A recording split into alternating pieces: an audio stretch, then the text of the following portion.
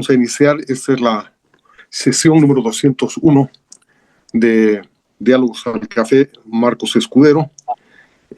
Este es un año especial y me parece que además es importante para todos y para este grupo que tiene el nombre de Marcos Escudero. Es uno de los, próceres olvidados de la independencia, ¿no? Él fue miembro de la Asamblea Cochabambina el 14 de septiembre, luego fue miembro de la Asamblea Deliberante de 1825, participó en la fundación de la Universidad de Cochabamba y fue cancelario de Cochabamba. De manera que la intención de este grupo también es un poco traer a la memoria a un personaje histórico que nos parece importante, porque es de origen cochabambino además, ¿no? Entonces, esta es la sesión 201 de este grupo Marcos Escudero, y el evento de hoy es muy pertinente además para el año que estamos iniciando, es el año del Bicentenario, ¿no?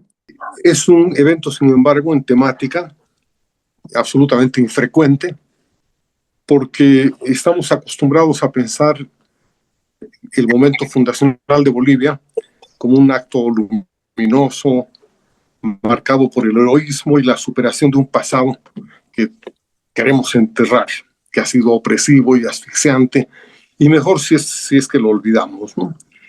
En ese sentido, es una convicción tan fuerte que en la mayor parte de los libros de historia y de los colegios reducimos prácticamente esos 266 años previos a la independencia a un par de anécdotas sobre Potosí, los vicuñas, los rascongados, el indio Hualpa que descubre la plata, más algunos acontecimientos que han adquirido mayor relevancia en esta época del indigenismo, ¿no?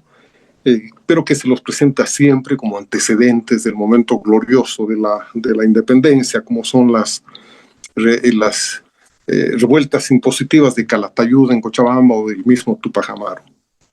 Incluso los economistas que estamos acostumbrados y entrenados a pensar en términos de costo-beneficio, nos hemos dejado arrastrar por este torrente patriótico y hemos estudiado muy poco los impactos económicos que tuvo la guerra de la independencia, las revueltas, esos 15 años de tremenda inestabilidad institucional y política, de conflictos, de batallas, que fue casi una guerra civil, si se puede decir, ¿no? Lo que ocurrió entre 1809 y 1825. Y no sabemos cuál fue el impacto real económico de esa época convulsionada, cómo la vivieron los antepasados en campos, en ciudades, cuál era la situación económica del país cuando finalmente se funda la República, ¿no? Todos esos han sido temas prácticamente ignorados en nuestra historiografía, ¿no?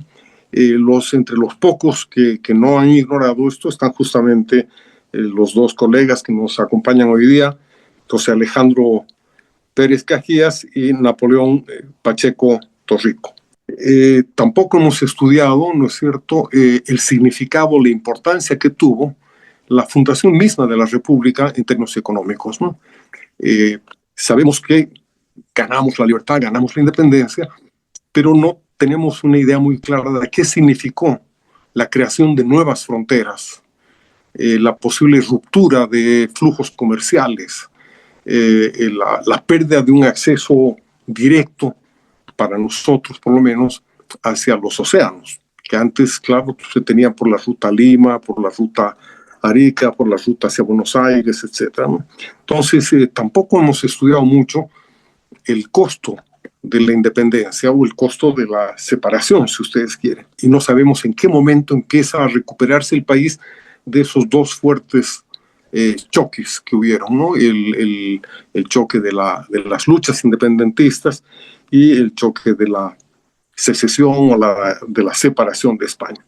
Al fundarse la República se levantaron fronteras, ya lo hemos dicho, se rompieron lazos comerciales y obviamente había que reorganizar en gran medida la economía. Tal vez debimos haber llamado a este diálogo los costos de la separación o, para agradar a los idealistas, el precio de la libertad. Pero vamos a dejar que nuestros colegas sean los que nos orienten, que nos ayuden a transitar este camino de reflexión que creemos que es de extrema urgencia en esta época, ¿no? Justamente para no dejarnos llevar solamente por los desfiles, las fanfarrias, las trompetas y los himnos, sino que realmente tratemos de reconocernos en nuestro pasado y tratar de llevar adelante un mejor futuro para todos. Quiero agradecer especialmente a José Pérez Cajías por haber aceptado participar en esto. Ya les he comentado, él está en Barcelona en este momento, así que su horario es totalmente distinto al nuestro. Si lo ven bostezar, no se alarmen, va a ser perfectamente normal.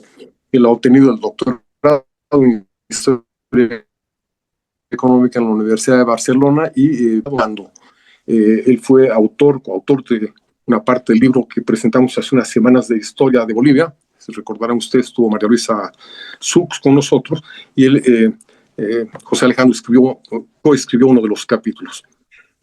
Nos acompaña también Napoleón Pacheco, que también es economista, y aunque la mayor parte de la gente lo conoce como macroeconomista y director de la Fundación Milenio durante muchos años, la verdad es que su pasión real es la historia económica.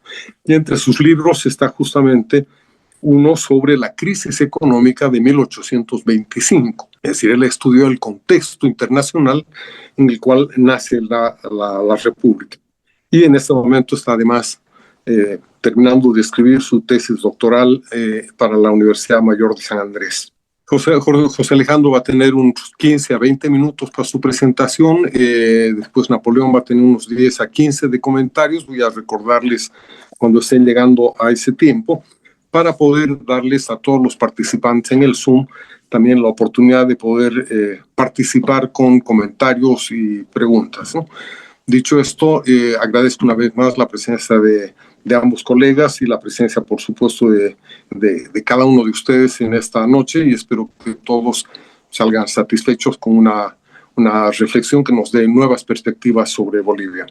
Muchas gracias, Napo. Disculpa también que te haya tenido que cortar un poco, pero se me ocurre que hay varios en la sala que están con escozor en la lengua para participar. Está el mismo Eric Langer, que ha sido aludido varias veces. Está Manuel Contreras, experto en minería y en transporte. Está Walter Aguad, que está terminando de escribir un libro sobre la independencia, y ese momento que ya lo vamos a ver. Tengo la impresión de que ambos no se han atrevido a decirlo, pero creo que ambos coinciden en que los costos fueron más altos que los beneficios, y tardamos muchísimo tiempo en recuperarnos del impacto directo e indirecto, tanto de la guerra como de la construcción estatal, ¿no? En algún momento he escuchado decir que tardamos por lo menos 50 años después de la independencia, lo que querría decir que el país se retrasó. Mientras los demás avanzaban en su proceso de desarrollo, el país, como dice Napoleón, se estacionó, se retrasó en los hechos, con casi 65, 70 años de economía, ¿no? Y claro, a partir de ahí es muy difícil recuperar, y eso en gran medida determina también el enorme rezago que hay, ¿no?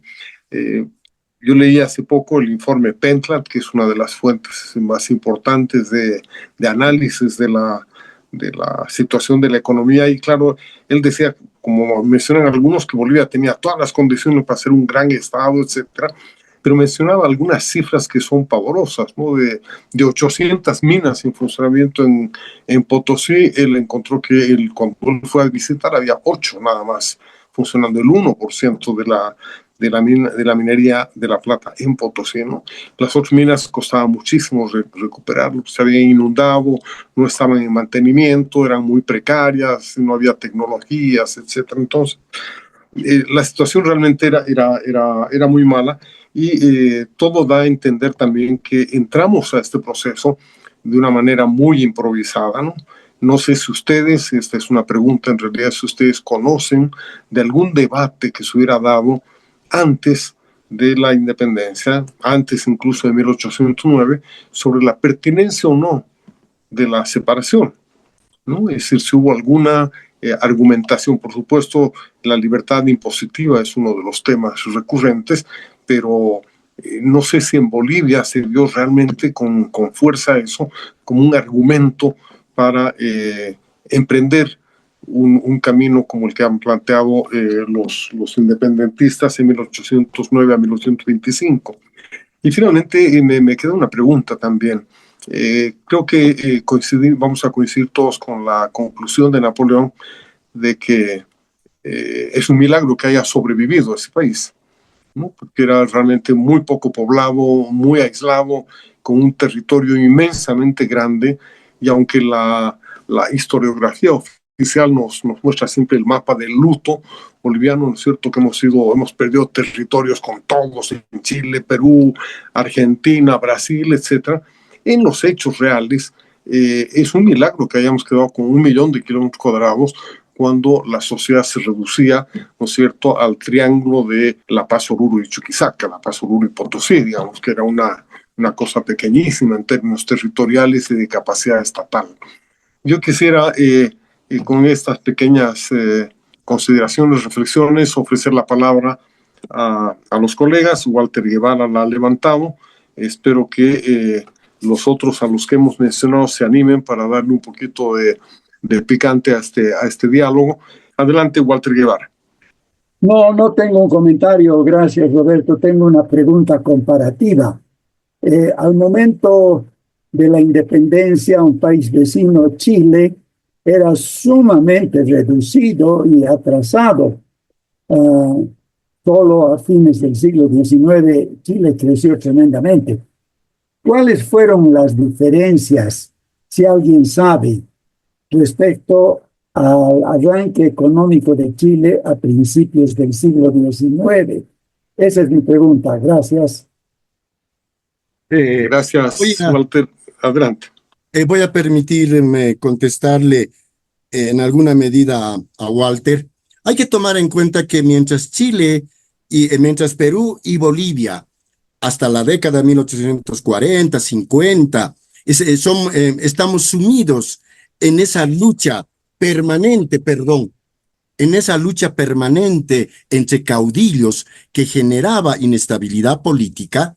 Chile ya empieza a encontrar acuerdos nacionales, me parece bajo la mirada, bajo la dirección del Cholo Portales, de manera tal que ya se van llegando a acuerdos políticos y Chile va superando la lucha de caudillos, va superando.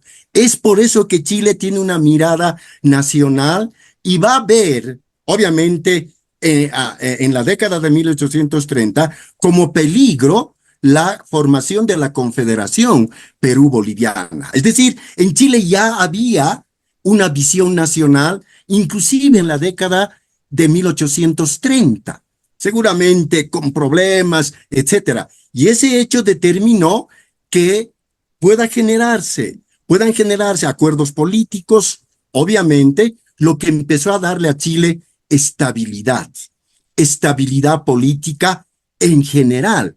Y ese es un punto clave que es una condición, sin duda, para las inversiones.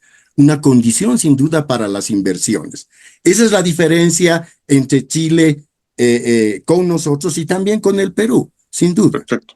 Gracias, Napo. No sé, José, si quieres añadir algo en este momento. Añadir una cosita. Y aquí, esto está relacionado también con el artículo que hacía referencia de Erika al principio.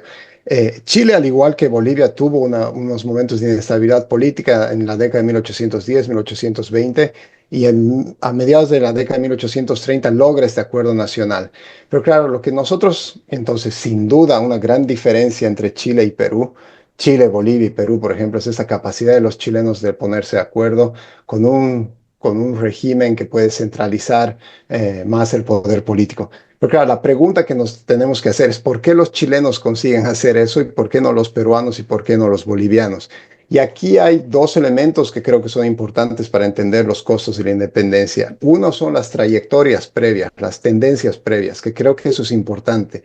Mientras Bolivia estaba con un sector argentífero en crisis ya desde finales del siglo XVIII, en Chile, que era un país pobre, la tendencia era diferente, la tendencia era hacia el crecimiento económico. Entonces hay una tendencia hacia crecer. Y eso creo que es importante. Y lo segundo es que mientras en Perú y en Bolivia tenemos tensiones regionales constantes y élites dispersas, en el caso chileno hay una concentración de las élites en torno al Valle Central y hay la capacidad de estas élites centrales de imponerse sobre el resto de las regiones. En Chile va a haber tensiones regionales, van a haber guerras civiles en 1851, 1859, pero que las van a ganar estas élites centrales capaces de imponerse sobre las élites regionales. Entonces yo creo que lo que pasa en el pasado, esta tendencia de crecimiento y esta mayor homogeneidad de las élites, ayuda a entender por qué logran conseguir acuerdos políticos antes que nosotros. Gracias, José. Eric Langer levantó la mano, le voy a dar el micrófono y la bienvenida. Así que bienvenido ahí adelante, Eric. Bueno, no, es un privilegio estar con ustedes y muchas gracias por haberme invitado, Manuel. Realmente gracias, José Alejandro, también por mencionarme tanto. Parece que ese artículo sí tuvo una resonancia que me alegra mucho. Primero sobre Chile, me parece que hay dos cosas, si puedo desviar un poco la discusión. Primero es la disciplina de los ingleses. Porque Valparaíso se vuelve el puerto más importante para las fuerzas navales inglesas. Necesitan suministrar a los barcos, entran en acuerdos comerciales y todo eso, entonces ya la ley es muy importante. En segundo lugar, hay una frontera muy peligrosa en el sur donde entran los realistas, los pehuenches y también terratenientes chilenos. Entonces, la élite del Valle Central para sobrevivir, tiene que organizarse de una forma que nunca pasa en Bolivia, porque hay élites en Santa Cruz, en La Paz, en Sucre, en Potosí, y es mucho más disperso en ese sentido. Pero eso queda fuera de esta discusión. Más bien, siempre he querido escribir un artículo sobre Chile también y por qué es como es en esa época. Y tengo a varios estudiantes que han trabajado eso, por eso también lo sé. Pero en realidad estoy bastante de acuerdo con José Alejandro sobre la situación en 1825. La situación está tétrica en realidad. Pero creo que hay varias cosas que hay que considerar. En primer lugar, lo que pasa es que no hemos hecho el trabajo todavía de entender la economía boliviana entre la independencia y más o menos 1880. El problema obviamente ha sido que ha sido un crecimiento hacia adentro, como aludía José Alejandro, quizás de otra forma. Quiere decir que había un desarrollo por otras fuerzas económicas, las comunidades indígenas. Las ciudades eran muy chiquitas, por supuesto, como también decía, hay un contrabando muy importante. Entonces, lo que vemos en términos de cifras es menos de lo que realmente había, porque el Estado, como dijimos todos, no tenía la capacidad de realmente controlar y mucho menos contar lo que se producía. Entonces, me parece que tenemos que hacer mucho más trabajo sobre esa parte. Y bueno, eso estaba trabajando, es parte de mi argumento, y más bien agradezco mucho a José Alejandro por su generosidad de incluirme y hasta ayudarme a publicar cosas para que podamos después quizás disputar las implicaciones de todo eso. Entonces, me parece que sí hay un desarrollo económico mucho mayor de lo que se pensaba, pero es más bien orientado hacia adentro y en el campo, y también no visible por el Estado, justamente por el gran contrabando, en particular de la plata, pero puede ser otras cosas también. Entonces, eso creo que hay que tomar en cuenta. La otra cosa que Napoleón dijo, y gracias, estoy encantado de verte después de tantos años que no te he visto. no estoy tan convencido de intereses altos. Eso es una cosa, estoy escribiendo un capítulo justamente sobre el crédito en este momento. Y los intereses son bajos en realidad. Y ahorita estoy terminando un estudio sobre la inflación en el siglo XIX. Y la inflación es bastante baja también. Entonces, hay cosas que todavía no entendemos muy bien, pero creo que no eran tanto así usureros allá, sino más bien el problema era más bien que la gente no pagaba a tiempo, pero no si es porque no tenía capacidad, sino porque la gente que prestaba no tenía el poder para obligar a la gente a pagar a tiempo, ¿no? Y entonces me parece que lo que deberíamos ver es más bien, en vez de medir con lo que está pasando en otros lugares y especialmente en, digamos, los países liberales como Inglaterra, es tratar de ver cuál fue el desarrollo económico entendido como algo que es del Alto Perú de Bolivia en sí mismo, en vez de medirlo por lo que dice Ricardo o Smith o otra cosa. Y justamente creo que ese es el desafío que tenemos, porque si medimos solamente a través de esas otras medidas, no vas a entender muy bien lo que está pasando y más bien hay que hacer mucho más investigación para ver lo escondido, porque eso es justamente lo que nos falta. Podría hablar de muchas más cosas, pero mejor dejo de hablar y dejo a los demás comentar. Muchas gracias. Gracias, gracias, Eric. Quería hacerles una pregunta también acerca de este debate del proteccionismo y liberalismo, porque nosotros lo estamos entendiendo, lo entendemos cuando lo leemos, como que un debate restringido a Bolivia, es decir, a la circunscripción territorial que era de la audiencia de Charcas y luego pasa a ser de Bolivia.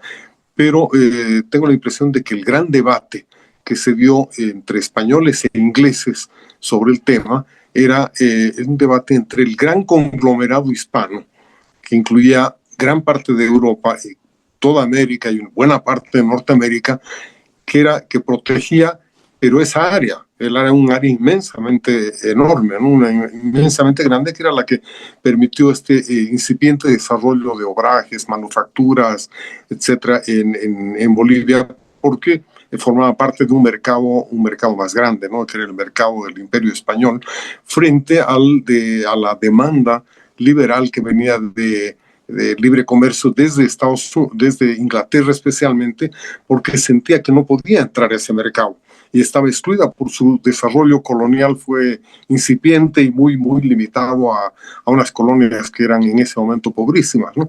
Entonces me parece que en el debate, en la lectura que nosotros hacemos ahora del debate, nos olvidamos que las referencias espaciales y de mercado de ese debate en comienzos del siglo XIX era muy distinta a la que tenemos ahora, ¿no? No sé qué opinan sobre ese tema, y si no hay más personas que hayan levantado la mano, creo que también podemos ir cerrando sus reflexiones. José Alejandro, primero. Esperemos un ratito, a ver. Creo que podemos reunir algunas palabras, algunas preguntas. Samuel Cadena, no sé si puede encender su pantalla para que lo veamos.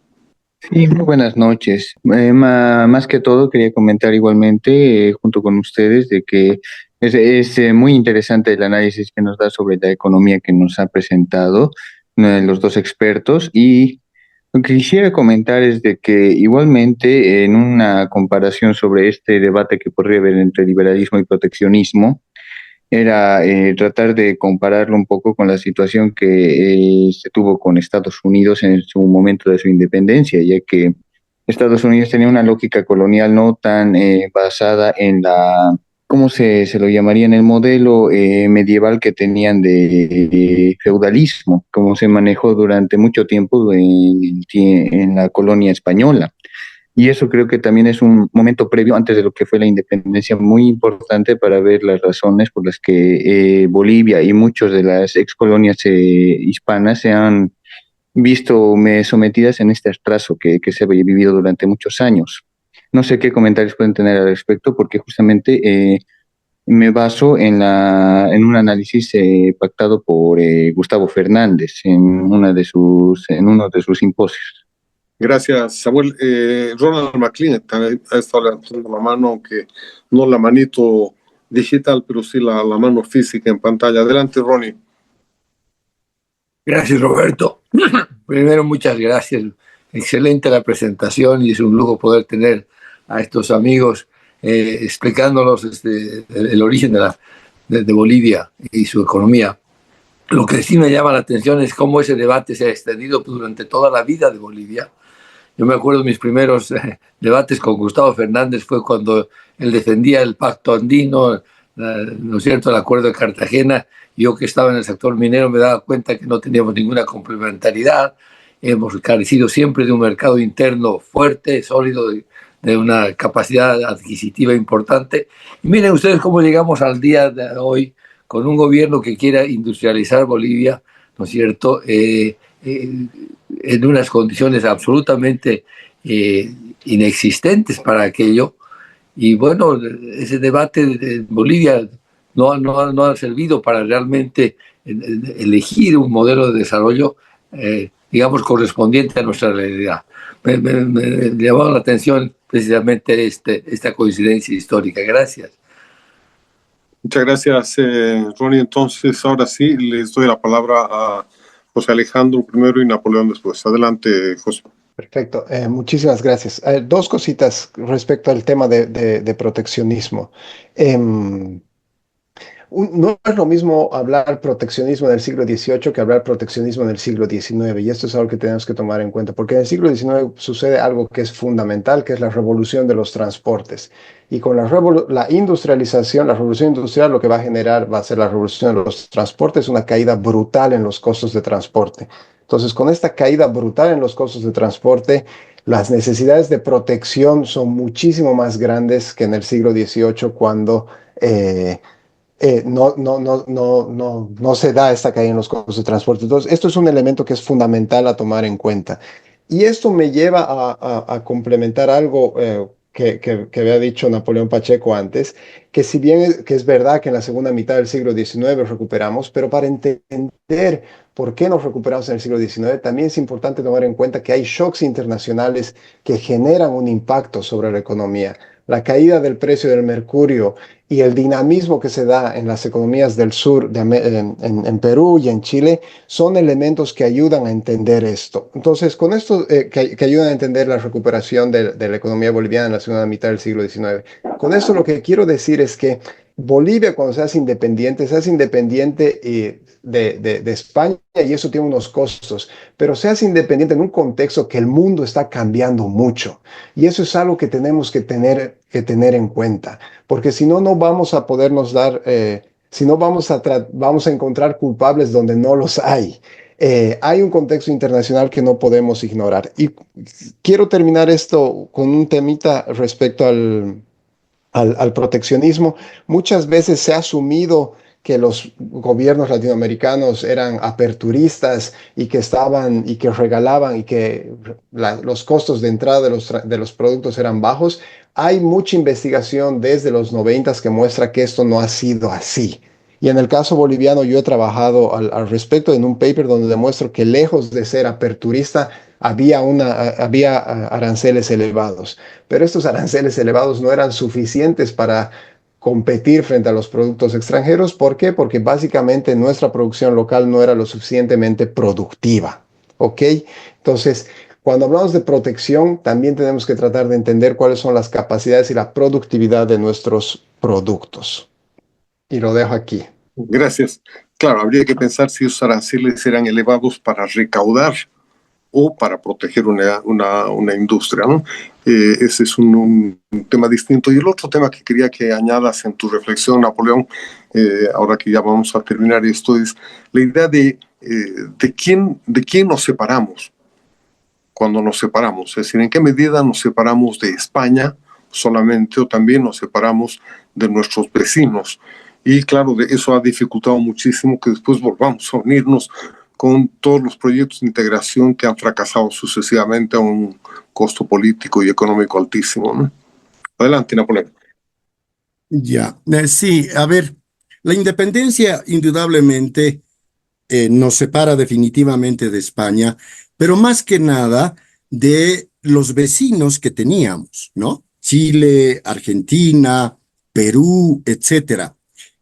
Al respecto ha hecho un trabajo muy bueno María Luisa Sux sobre las tensiones que había en Bolivia antes de la declaración de la independencia, ¿no? Dadas las posiciones de Perú, de Argentina, etcétera. Pero es indudable que esa separación, ¿no es cierto?, nos privó de acceso a mercados, porque los otros países también establecieron aranceles, lo que encareció los productos que podían importarse en nuestro país, ¿no? Y eso perjudicó. Sin embargo, yo creo que más allá de esos hechos fácticos, hay que tomar en cuenta que indudablemente en Charcas había un sentido patriótico, que yo los resumo en la frase de José Luis Roca: ni con Lima ni con Buenos Aires tenemos algo para hacer país. Caramba, tal vez Olañeta y sus amigos no estaban muy bien, no conocían muy bien la realidad económica de la audiencia, pero esa fue su posición. Y esa fue la posición que prevaleció, sin duda, ¿no es cierto? Pero los costos económicos obviamente fueron muy grandes, porque además al separarnos de nuestros vecinos empiezan las luchas por la delimitación de las fronteras, etcétera, etcétera, ¿no? Bien, quiero referirme un momentito antes de que acabe el evento a los niveles de tasas de interés a los que yo me he referido y que Eric dice no eran tan altos. Estoy con una computadora y en un cuadro tengo los niveles de tasas de interés. Por ejemplo, en 1825, tasas de interés activas anuales, 5%, 1826, 6%, suben un poco suben más a partir de la década de 1840, ciertamente, ¿no? Pero esos niveles de tasas de interés para la realidad de la economía boliviana eran altos, porque obviamente el problema era convertir los excedentes que se generaban en las haciendas bajo la forma de ahorro en inversión. Pero no teníamos un sistema financiero, por eso las tasas de interés para nuestra realidad eran altas. Y hay que tomar en cuenta que Pacheco, Arce, Aramayo, etcétera, ¿no? Se dedicaron al comercio de importación y de exportación, precisamente para poder aumentar sus capitales y luego canalizarlos al sector minero. Y todavía no había bancos. Sin duda, el no tener un sistema financiero, la expropiación que decretó el mariscal Sucre a los bienes de la iglesia, tuvo un costo económico muy grande. Además que fue un ataque a los derechos de propiedad, sin duda. Yo personalmente lo admiro al mariscal Sucre. Creo que realmente fue al que le debemos llamar libertador, ¿no? Pero las consecuencias de sus decisiones, ¿no es cierto?, generaron efectos sin duda que imposibilitaron la conversión del poco ahorro en inversión en una perspectiva de mediano y de largo plazo. Finalmente, debo decir que, en mi perspectiva, la situación de la economía boliviana, desde antes de la creación de Bolivia, ya en los últimos 30, 40 años de Charcas, de la audiencia de Charcas, hasta la década de 1850, era de un estado estacionario. Yo sé que a Eric Langer no le gusta que uno pueda utilizar a Ricardo, Smith, etcétera, pero Eric, yo te pido por favor comprender que por lo menos en mi caso, tienes un economista, ¿no?, que tiene que utilizar las categorías, los conceptos económicos, obviamente con sentido crítico, para analizar la realidad. En este caso, creo que ese concepto de estado estacionario, ¿no?, caracteriza muy bien la situación de la economía boliviana hasta la década de 1850. Bueno, hemos llegado prácticamente al final de la hora. Les agradezco muchísimo a José, a Napoleón, a Eric, a Walter, que nos han acompañado ahora, y a todos los colegas. Ronald, creo que muchos temas han quedado en el tintero. Creo que el año nos va a ofrecer más oportunidades para discutir y debatir sobre estos temas. Uno que ha quedado, por ejemplo, fuera del tintero es la expectativa que tenían los generales de los ejércitos libertadores de contar con mayor ayuda, apoyo y presencia inglesa después de la independencia, ¿no? Había en las cartas de Bolívar la presencia de los militares mismos de ingleses y irlandeses que estaban acá. Les hacía suponer que podían tener mucho más apoyo de Inglaterra del que en realidad llegó. Para varios países de América Latina, en realidad los ingleses lo que llegaron fue a cobrar la deuda de la guerra, mucho más que abrir fronteras, abrir economía e invertir en sus industrias. Pero ese es otro tema, es uno de los muchos temas que nos queda en el tintero. Espero que podamos tener pronto a más historiadores, de los que están aquí, de los que no están también. Otra vez, muchísimas gracias a José Alejandro y a Napoleón. No sé si quisieran decir algo para despedirse. Adelante, por favor. Simplemente gracias de nuevo por la invitación. Ha sido un placer poder charlar y debatir con ustedes. Igualmente, gracias por la invitación, por tomarme en cuenta. Y creo, Roberto, que te has olvidado de Rosario Enríquez, ¿no? Que ha hecho una excelente tesis sobre Cochabamba a partir de la fundación de la República hasta 1925. Y creo que uno de los tribunales de esa tesis ha sido precisamente José Alejandro, ¿no? Y no sé si Rosario está viviendo en Cochabamba, pero indudablemente desde el punto de vista de la economía era una perspectiva que hacía falta. Gracias a todos. Gracias, Roberto. Muchas gracias a todos. Buenas noches. Hasta la próxima semana. Gracias.